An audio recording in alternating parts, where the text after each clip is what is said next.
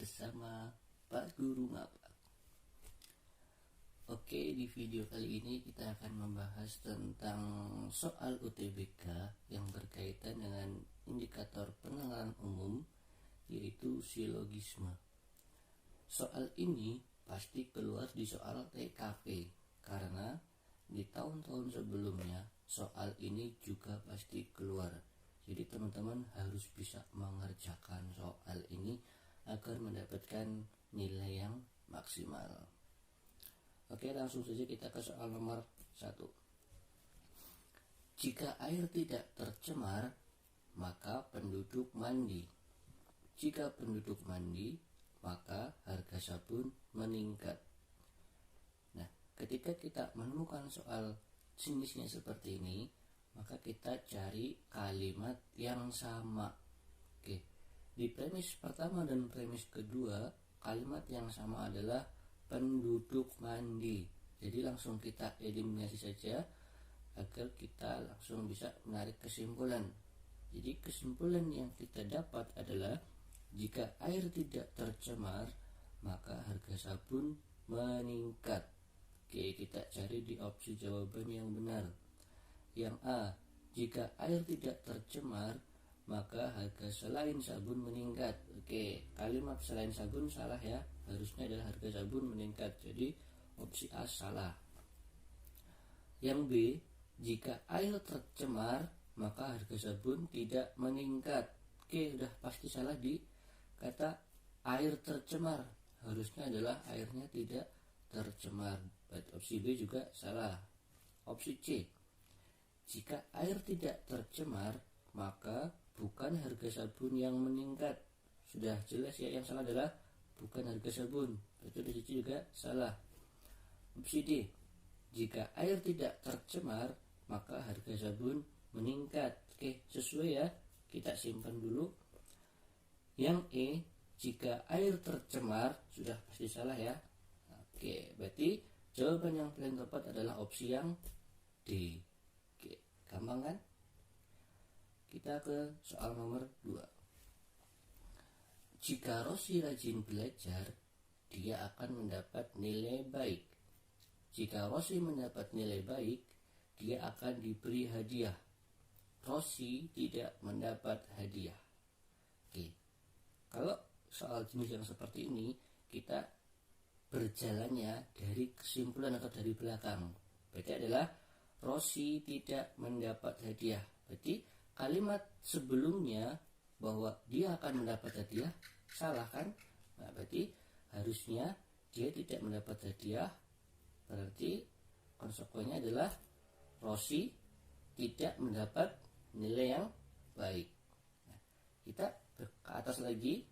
Ketika dia tidak mendapat nilai yang baik, berarti Rosi tidak rajin belajar. Oke, kita lihat opsi jawabannya. Yang A pasti bukan ya.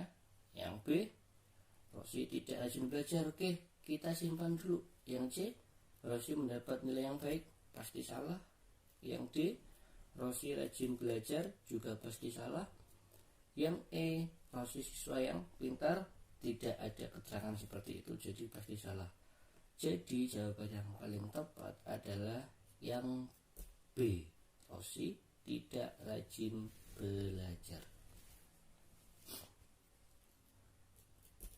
Nomor 3. Semua guru dan dosen menggunakan buku sebagai sumber bahan mengajar. Sebagian guru dan dosen menggunakan internet sebagai sumber bahan mengajar. Oke, berarti di sini ada dua buah premis. Yaitu yang pertama adalah semua guru dan dosen menggunakan buku. Yang kedua, sebagian guru dan dosen menggunakan internet. Jadi kita tandai dulu kata yang penting. Nah, oke, yang pertama adalah semua. Yang kedua adalah sebagian. Nah, kita bisa menggambarkan ini dalam suatu diagram Venn, di mana lingkaran yang besar adalah menggambarkan semua guru dan dosen, mereka menggunakan buku, dan ada lingkaran kecil di dalam lingkaran besar kita anggap adalah guru dan dosen yang menggunakan internet. Oke. Jadi kita analisis jawabannya satu persatu. Yang A, semua guru dan dosen menggunakan buku tentang internet sebagai sumber bahan mengajar. Oke, dari informasi soal kita tidak tahu kan buku yang digunakan tentang apa. Nah, jadi bukan buku tentang internet, itu pasti salah. Yang B, semua guru dan dosen menggunakan bukan buku dan bukan internet. Salah ya, karena semua guru menggunakan buku. Oke, jadi opsi B salah. C, sebagian guru dan dosen menggunakan buku dan internet sebagai sumber bahan belajar. Oke, betul ya, karena tanda yang di lingkaran kecil hitam itu menandakan sebagian guru dan dosen menggunakan buku dan internet. Kita simpan dulu. Yang D, sebagian guru dan dosen menggunakan buku tentang internet. Nah, gak ada informasi seperti itu ya, jadi langsung salah. Yang E, semua guru dan dosen menggunakan buku dan internet sebagai bahan mengajar. Nah, salah ya, karena yang menggunakan internet yaitu adalah sebagian, tidak semua guru. Jadi FE juga salah. Jadi jawaban yang paling benar adalah jawaban yang C. Mudah bukan? Oke. Soal nomor 4. Jika kinerja perbankan syariah menurun, pertumbuhan ekonomi syariah juga akan menurun. Jika bank syariah tidak melakukan promosi kepada masyarakat, pangsa bank syariah akan menurun. Kesimpulannya, saat ini pertumbuhan ekonomi syariah meningkat atau pangsa pasar syariah mengalami peningkatan. Oke, kita lihat kesimpulannya, yaitu pertumbuhan ekonomi syariah meningkat dan pangsa pasar bank syariah juga meningkat. Kesimpulan pertama ada di premis yang pertama. Nah, kita lihat kalau di informasi awal pertumbuhan ekonomi syariahnya menurun jika kinerja bank syariah menurun, tapi di kesimpulannya meningkat. Jadi kinerja perbankan syariah seharusnya adalah meningkat juga. Yang kedua, pangsa bank syariah mengalami peningkatan. Nah, di informasi awal yang kita tahu adalah pangsa bank syariah mengalami penurunan. Berarti harusnya kalimat yang depan adalah pangsa bank syariah melakukan promosi. Oke, langsung kita lihat di opsi jawabannya. Yang A, kinerja perbankan syariah meningkat. Oke, atau bank-bank syariah melakukan promosi. Oke, benar ya, kita simpan dulu. Yang B, kinerja perbankan syariah menurun. Salah ya, harusnya meningkat. Berarti yang B langsung salah. Yang C, kinerja perbankan syariah meningkat dan bank-bank syariah melakukan promosi. Benar ya dari kalimatnya. Oke.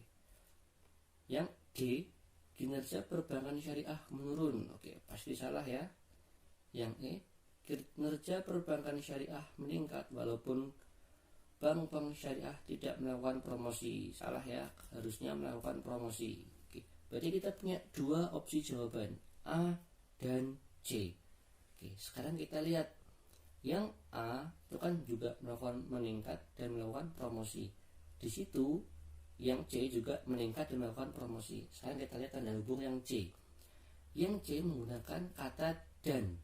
Nah, di soal menggunakan kata atau. Jadi jawaban yang paling tepat adalah jawaban yang sama dengan soal, yaitu atau. Berarti opsi yang paling benar adalah yang A. Gampang kan? Oke, baik. Terima kasih untuk menonton video ini. Semoga kalian semakin paham. Assalamualaikum warahmatullahi wabarakatuh.